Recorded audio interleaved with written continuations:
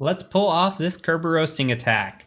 So we're going to use get user SPNs. So get user SPNs, you should be able to auto tab complete that. And now again, all we need is that username and password from a domain account. So marvel.local, we're going to say fcastle here, and password 1. We need to know the domain controller IP, so we're going to specify that with dc-ip like this.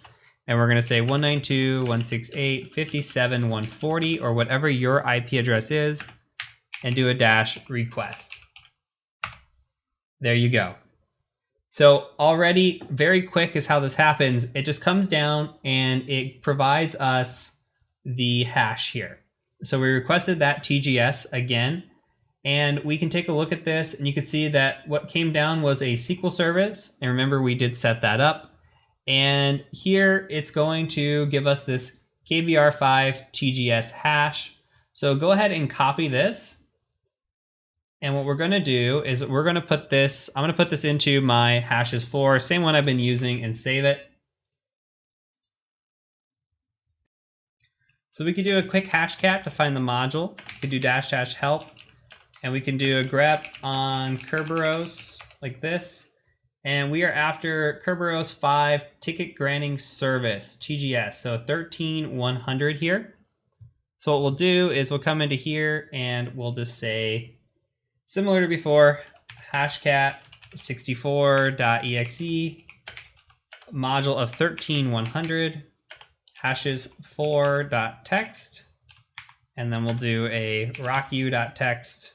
Go ahead and hit enter after putting a capital O to optimize, and this should just take a second here as well. So we're going to let this run, and then I'm going to give you a little spiel on this password.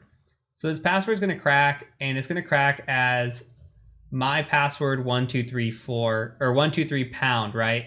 And this is a what, 2, 6, 10, 14 character password. So remember how I said that even though 14 character is like the minimum I recommend, these passwords that use common wordage and just looks like this, it's not safe. This is a 14 character password and it fell so easily. It's in rocku.txt. Rocku is the base crack list, right? A good crack list can still crack a 14 character password. And like I said, I've cracked a 19 character password before because it was a Bible verse. So if it's something well known or easily guessable like this and uses dictionary words, chances are it's going to fall. So I just wanted to harp on that.